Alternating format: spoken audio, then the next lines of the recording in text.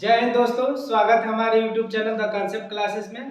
आइए हम आज जानते हैं बायोलॉजी का एक बहुत ही महत्वपूर्ण चैप्टर स्केलेटल सिस्टम के बारे में। इसको हिंदी में बोलते हैं कंकाल तंत्र। इसके बारे में समझते हैं। देखिए, कंकाल तंत्र क्या होता है?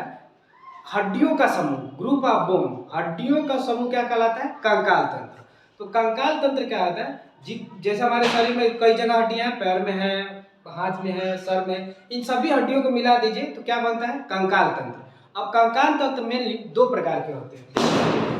पहला होता है बाह्य कंकाल तंत्र, इसको हम लोग बोलते हैं एक्सोस्केलेटल सिस्टम, और दूसरा होता है आंतरिक कंकाल तंत्र, इसको हम लोग बोलते हैं इंडोस्केलेटल सिस्टम। अब देखिए, बाह्य कंकाल तंत्र किसे कहते हैं? देखिए, ये ऐसे जीवों में होता है जो छोटे होते हैं और जिनको प्रकृति में ज्यादा खतरा होता है, तो उनके जीवों में उनके शरीर के ये बाहर होता है। कहने का मतलब ये कि कंकाल तंत्र ही उनके शरीर के ऊपर होता है, ना कि अंदर होता है। जैसे हम लोग का शरीर है तो हम लोग का पूरा जो हड्डी है वो हम लोग के शरीर के अंदर है, ना कि शरीर के बाहर है।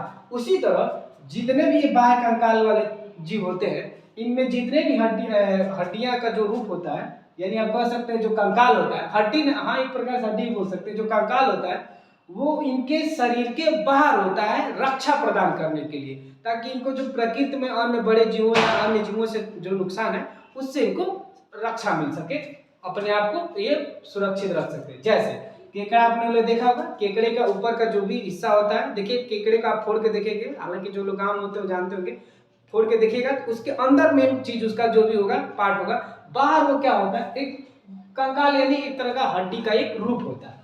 तिलचट्टा, आपके घर में तिलचट्टा होगा, मकड़ी, चींटी, मधुमक्खी, सीप, बिच्छू, शंख और कीट। शंख वगैरह आपने देखा होगा, घोंघा, सीप, ये बरसात वगैरह में ज्यादा मिलते हैं, नदी किनारे या फिर आपके गांव में तालाब पोखरा होगा उसके किनारे, तो वहां पे मिलते हैं। एक बात और समझिएगा, ये जितने भी प्रकार के बाह्य कंकाल तंत्र होते हैं ये बने होते हैं किसके? तो ये मृत कोशिका के बने होते हैं। जैसे हम लोग का नाखून हो गया, बाल हो गया, तो इनको इसको क्या बोला? मृत कोशिका। मृत कोशिका को हम लोग बोलते हैं नेक्रोसिस। क्या बोलते हैं? नेक्रोसिस।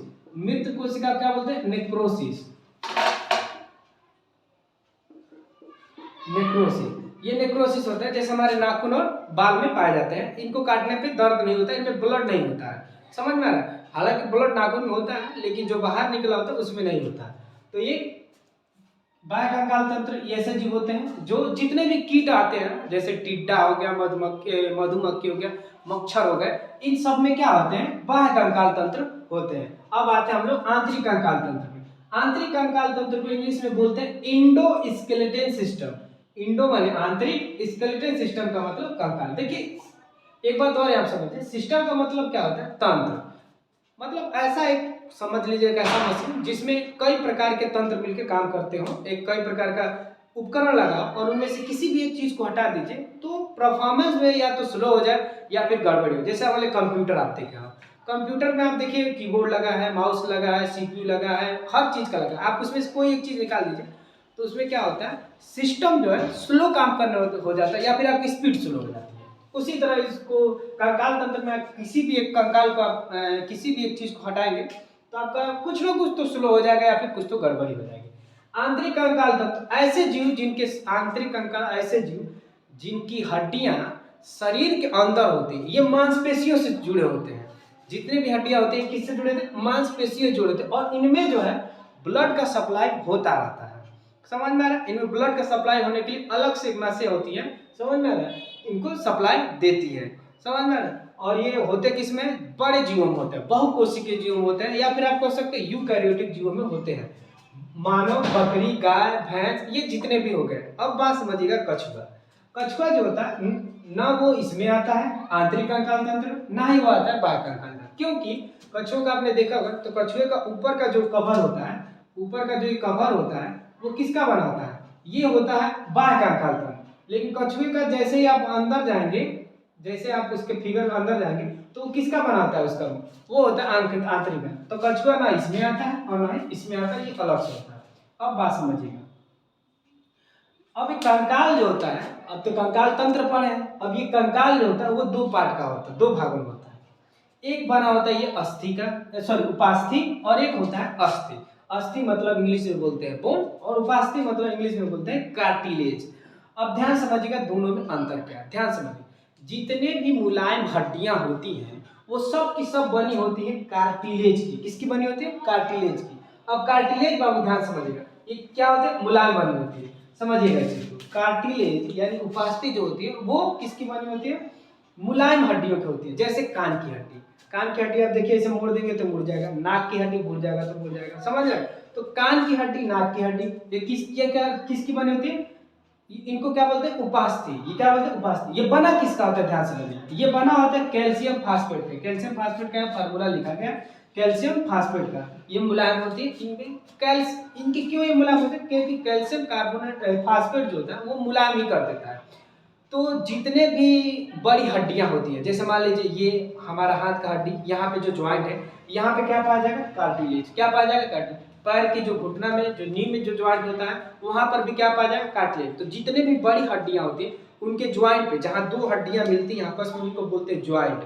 वहां के ज्वाइंट के मुंह पे क्या पाया जाता है?